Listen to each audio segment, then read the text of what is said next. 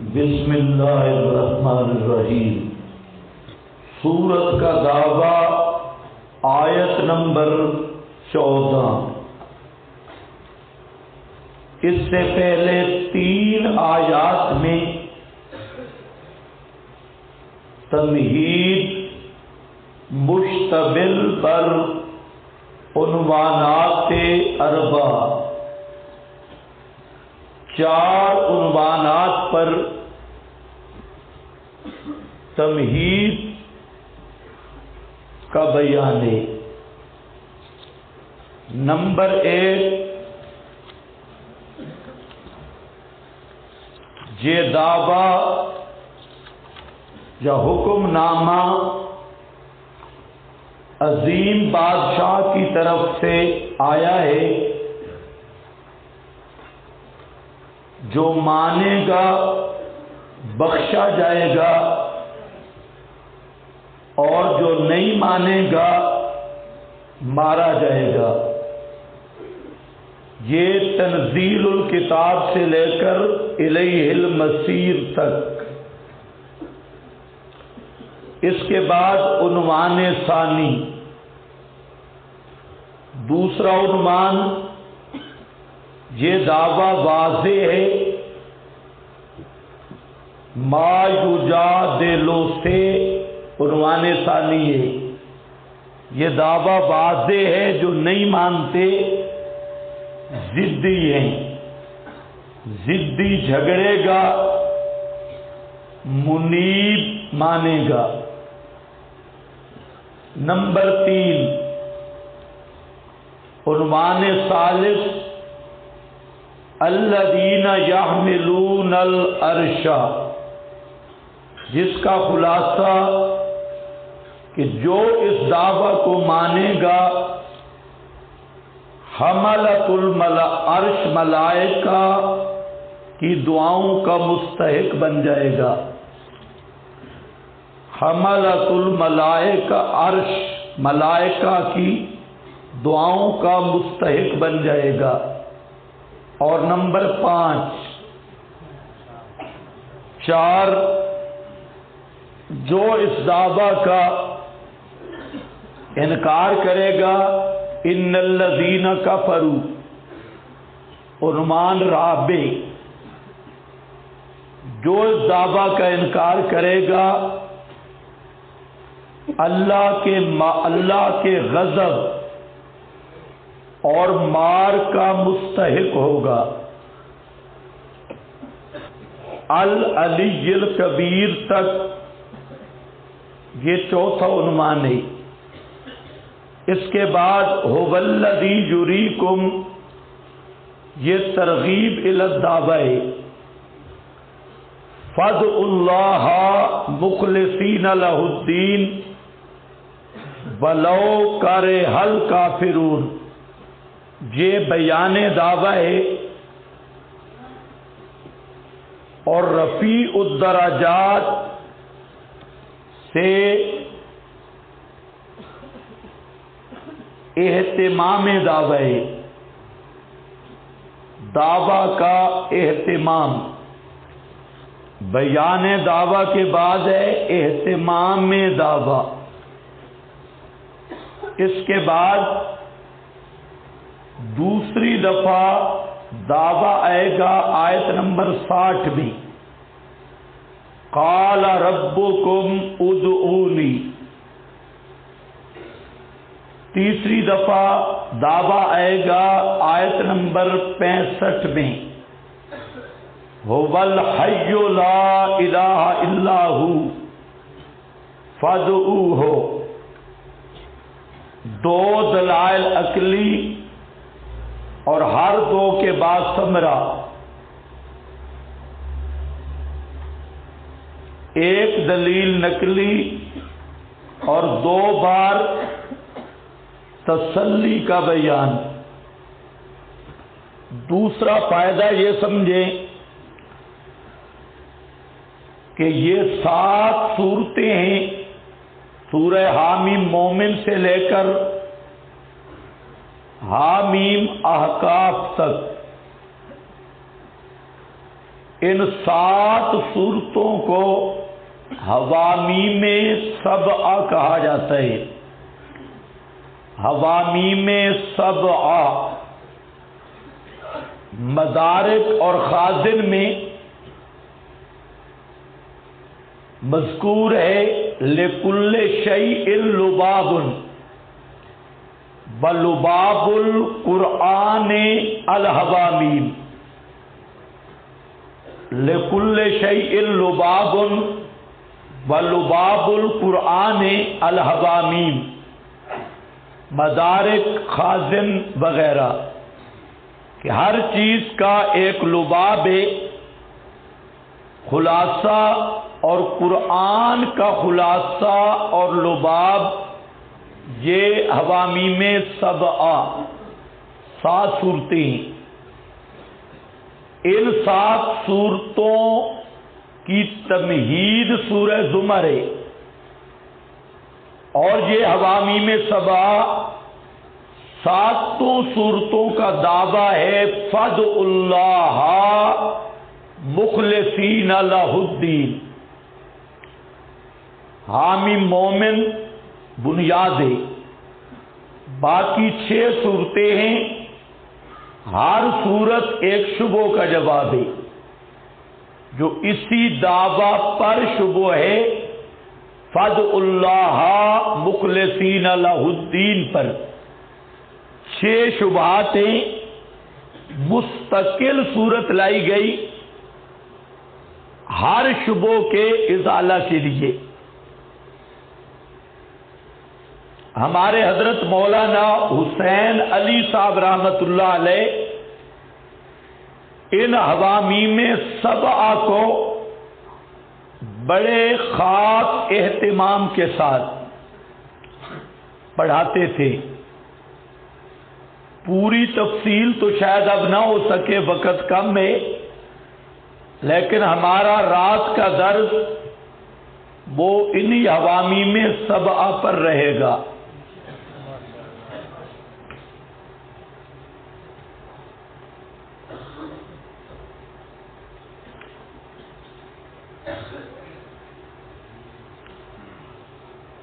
حامیم تنزیل الکتاب من اللہ العزیز العلیم۔ حامیم اللہ اعلم بمرادہ بذالک، اللہ ہی اس کی مراد جانتا ہے۔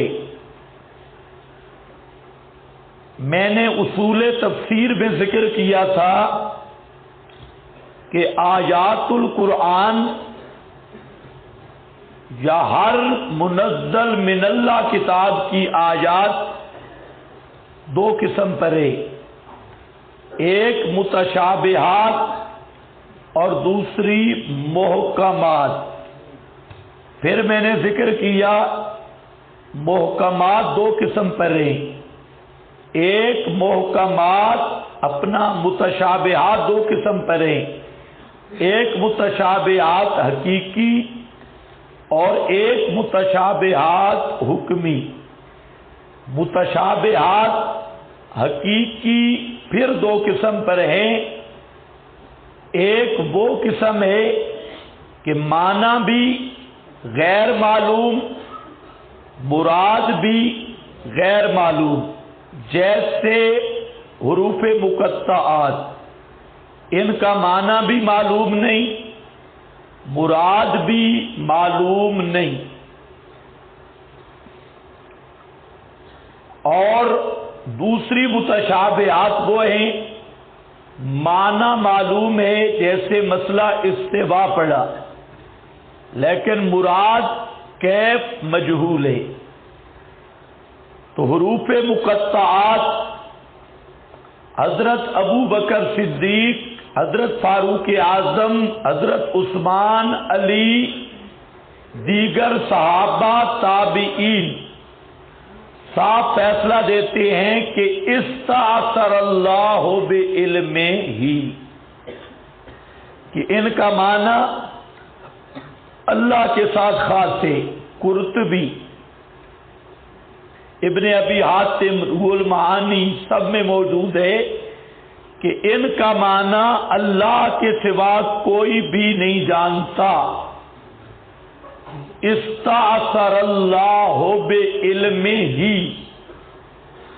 یہ صحابہ کا، تابعین کا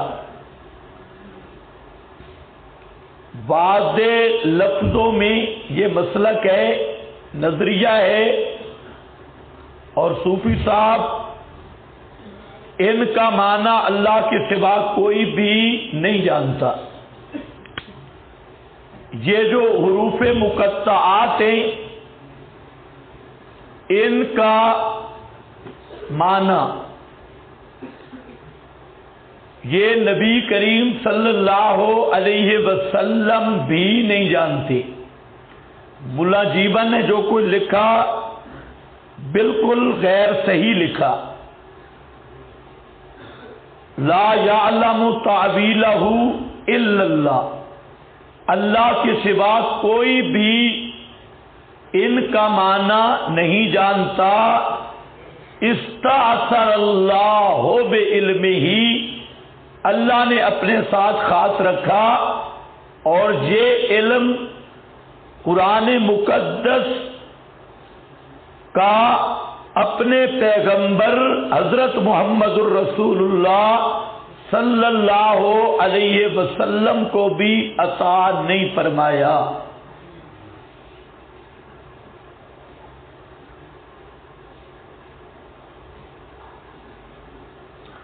اب اس پر سوال کہ پھر نازل کیوں کیا گیا؟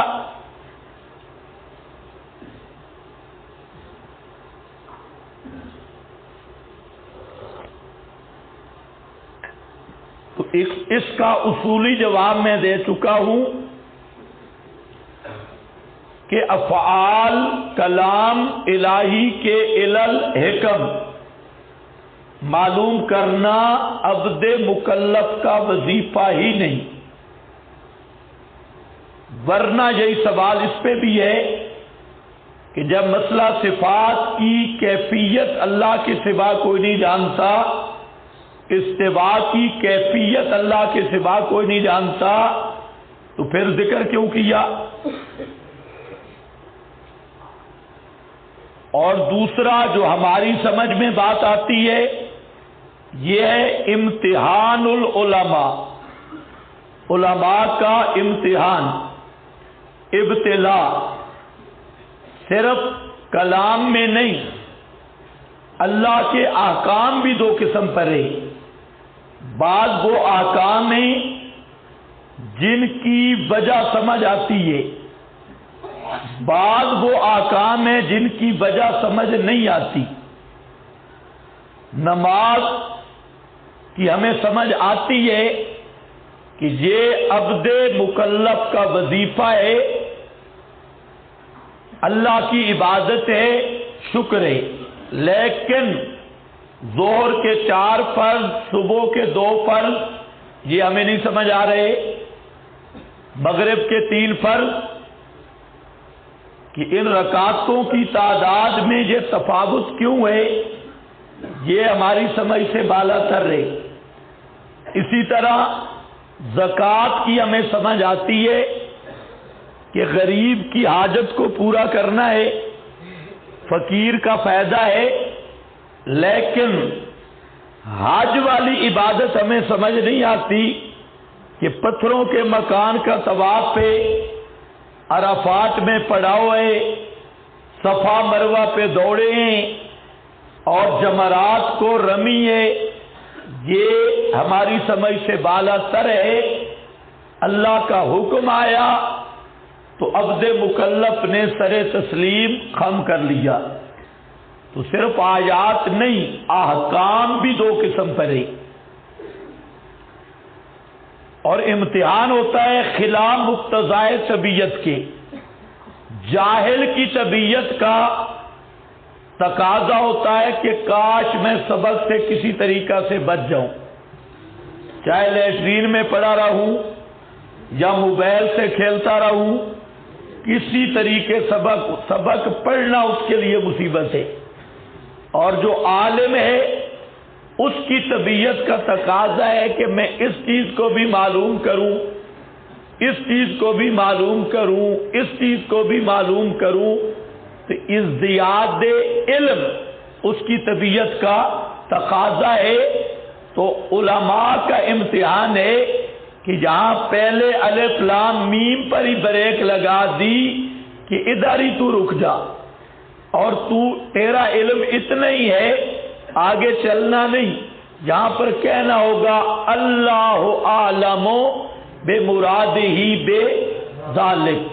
بعض صوفیوں نے اس پہ گفتگو کی، روافض نے، شیعہ نے، انہوں نے یہ کہہ دیا کہ یہ مانے اگر کوئی آپ کو گڑ کے بارے میں بتائے کہ گڑ میٹھا ہے، آپ کو سمجھ نہیں آئے گا جب تک آپ اس کو کھائیں گے نہیں، مٹھاس محسوس ہو تو وہ قابل بیان نہیں۔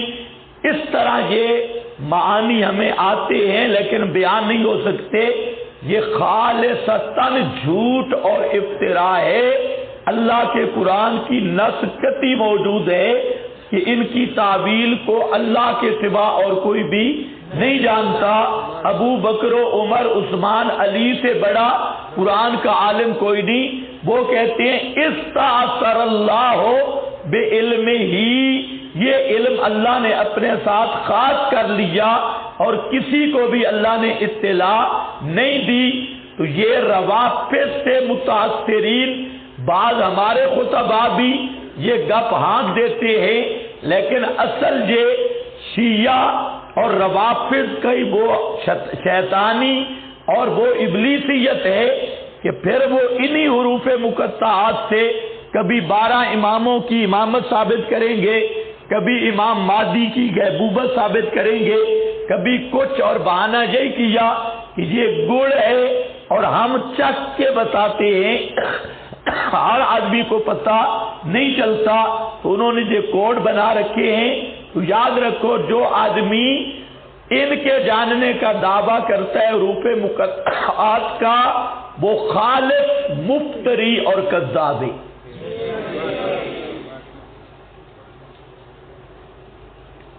حامیم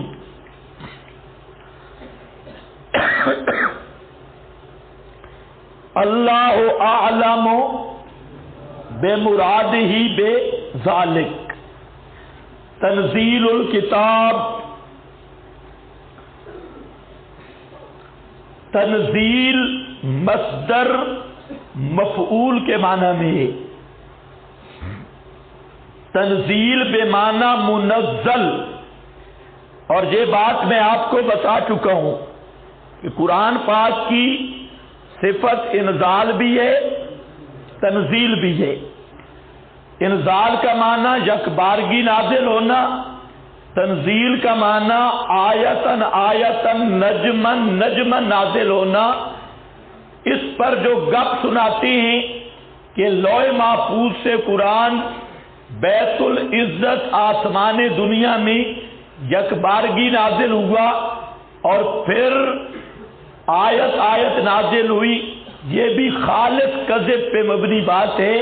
قرآن پاک انا نحن نزلنا الذکر، ہم نے قرآن کو انا انزلناہ فی لیلۃ القدر، ہم نے قرآن کا نزول شروع کیا لیلۃ القدر میں۔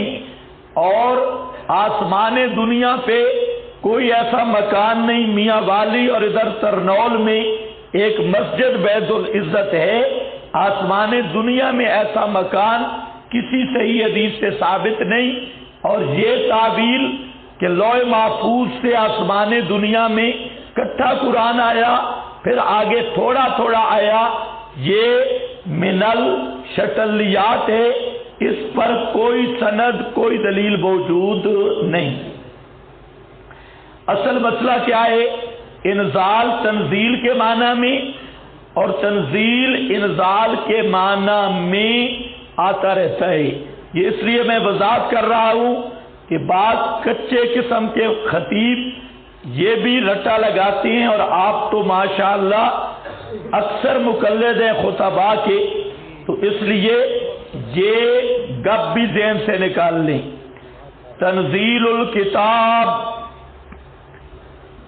اتاری ہوئی ہے، ھذا منزل، یہ اتارنا ہے کتاب کا، اتاری ہوئی ہے الکتاب۔ الکتاب میں مفسرین کے دو قول ہیں۔ بعض مفسرین کہتے ہیں الکتاب کا الف لام جنسی ہے، جنس کتاب۔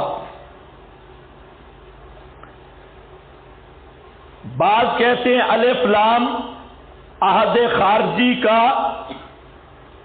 اور مراد یہی سورت حامی مومن۔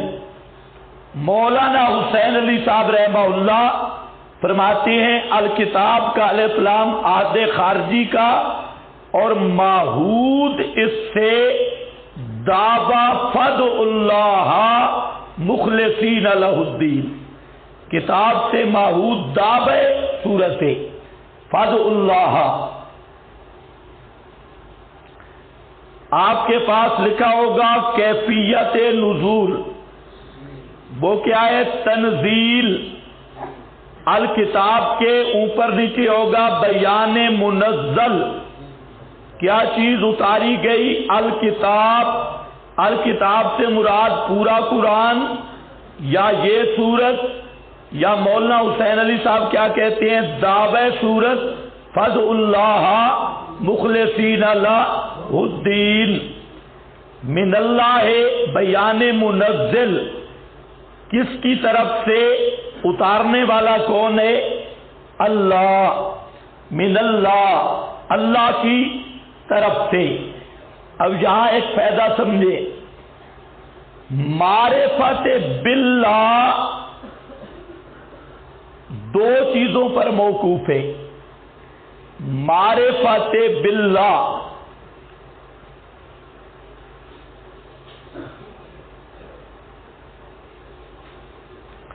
ایک ہے عقیدہ قدرت کاملہ، اور دوسرا ہے عقیدہ علم کامل۔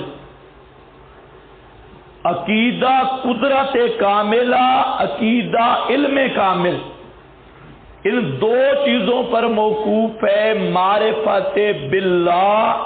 باقی جتنی صفات ہیں ان سب کا مرجع ہے قدرت کاملہ اور علم کامل۔ ایک دوسرا فائدہ یہ سمجھے کہ کلام کی عظمت موقوف ہوتی ہے متکلم کی عظمت پر، اور متکلم کی عظمت موقوف ہوتی ہے متکلم کی صفات پر۔ پھر کہہ رہا ہوں، کلام کی عظمت موقوف ہوتی ہے متکلم کی، یہ کلام کتنا عظیم ہے، اس کی عظمت کس پر موقوف ہے؟ متکلم پر۔ کلام اتنا عظیم ہوگا جتنا متکلم عظیم ہوگا، اور متکلم کی عظمت پتہ چلے گی متکلم کی صفات سے۔ یہاں کلام کیا ہے؟ تنزیل الکتاب، متکلم اللہ ہے، اور اللہ کی معرفت اللہ کی صفات سے ہے، اور اللہ کی صفات میں دو بنیادیں ہیں، عقیدہ قدرت کاملہ کا اور علم کامل کا۔ اس لیے یہاں پر ذکر کیا العزیز العلیم، یہ تعارف باری تعالی ہے معرفت باللہ، اللہ کی معرفت۔ وہ کیا ہے؟ العزیز العلیم۔ العزیز کے دو معنی ہیں، القادر الذی لا یساوی فی القدرت احد، وہ قادر کہ جس کی قدرت میں کوئی برابری کرنے والا نہ ہو۔ العزیز القادر الذی لا یساوی فی القدرت احد، وہ قادر کہ جس کی قدرت میں کوئی بھی برابری کرنے والا نہ ہو۔ اور دوسرا معنی الذی لا مثل لہ، عزیز وہ ذات جس کی کوئی مثل نہیں۔ ہم پہلا معنی لیں گے العزیز الغالب الذی لا یساوی فی القدرت احد، غالب کوئی بھی اس کی قدرت کی شان میں اس کا مقابلہ کرنے والا نہیں۔ العلیم جاننے والا ہے ہر چیز کا۔ ہر چیز کا معنی کہاں سے لیا؟ متعلق مذکور نہیں، العلیم کا متعلق، اور ترک متعلق للتعمیم ہوتا ہے، جیسے مختصر تلخیص وغیرہ میں آپ نے پڑھا۔ تو اب معنی ہوگا کہ یہ تمہید کا عنوان اول، یہ کلام مقدس جس کا متکلم اللہ ہے۔ کون؟ اللہ، جو ہر چیز پہ غالب ہے، ہر چیز کو جاننے والا ہے۔ تو حاصل کیا نکلا کہ یہ حکم نامہ، یہ دعویٰ، یہ معمولی نہیں، یہ بڑے بادشاہ کی طرف سے ہے جو عزیز، پکڑنے پہ غالب ہے، العلیم، ہر ایک کے احوال سے واقف ہے۔